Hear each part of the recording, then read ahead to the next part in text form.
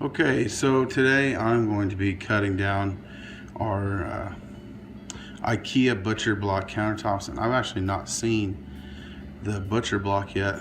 My dad brought it down from IKEA in Kansas City to Oklahoma City, and so I'm pretty excited. I'm gonna open it here, and this comes in a plastic wrap, and so I'll take that off. This is with a longer piece. It's I think around 98 inches, and I've got to cut about 16 inches off of this. So I'll get this unwrapped and I'll show you what we have. All right, guys. So this is what it looks like out of the wrapper, just out of the wrapper.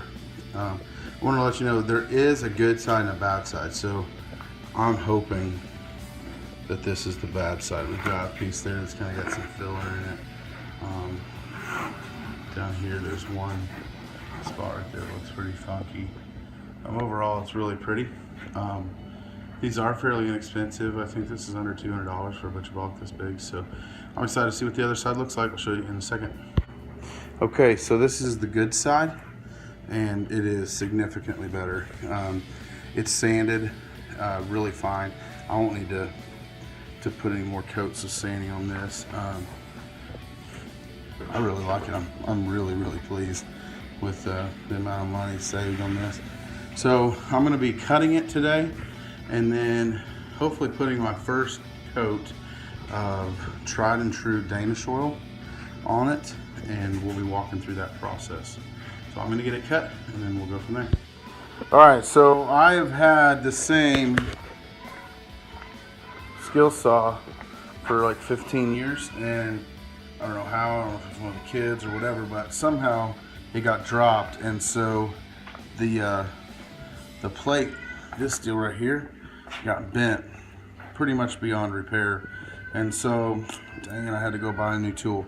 So I didn't go super expensive because I don't use it a ton, but I didn't go super cheap either. Got a new blade. Obviously it's the first time I've used it, but I got a pretty, I think it's a 60 tooth blade. It's brand new.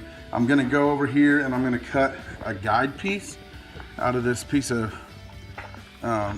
stuff that I was laying around, but it's got a nice smooth factory edge. I'm gonna cut that up, and then I'm gonna flip this over onto the bad side, so that the rough side is up, and then I will screw down the guide board and hopefully cut it right the very first time. So we'll be back with that in a second. So I've measured 3 times, and I've got 83 and 15/16. So I'm gonna make that mark right there.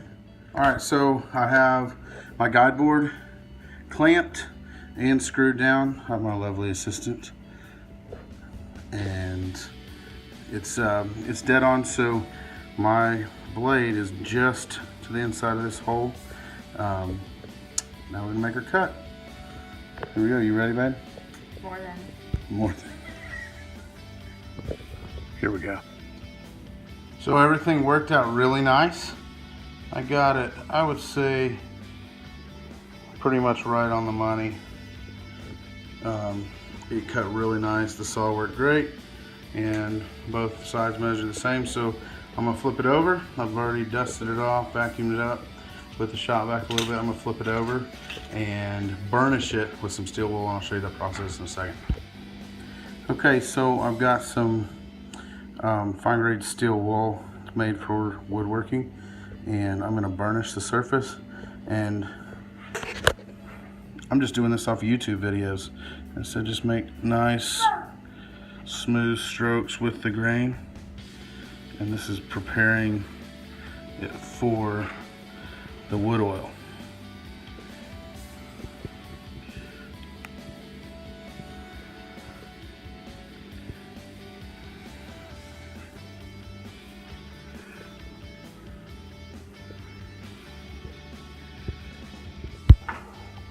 All right, so I've got some tried and true Danish oil, and I've never used anything like this before. I watched some YouTube videos on it, and I really like the way it looked, and so I'm going to give it a shot, And I've already burnished the butcher block, so we're gonna give it a shot. So I've already wetted it a little bit and kind of spread it around. So now it says to dip it and then scrape it off. We've got a little bit on here, and we'll start right here. Long, smooth strokes with the grain.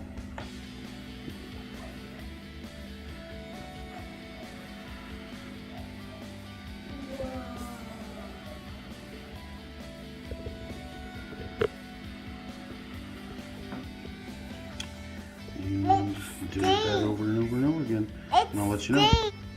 So right now I'm half done, and you can kind of tell a difference. It's really hard. It's light, but it's going on really nice.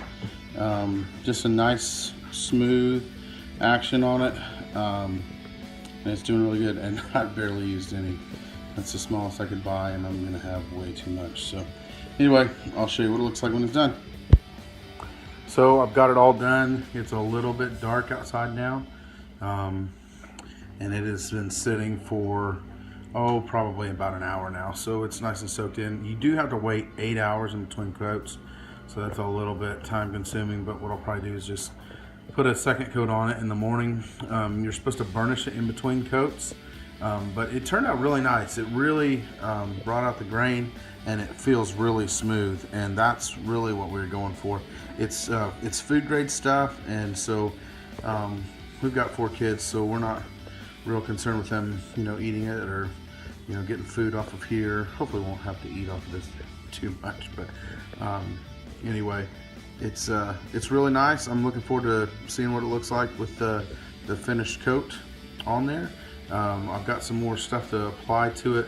I'll have to get the original wood finish to give it a protectant coat, but after that it should be done.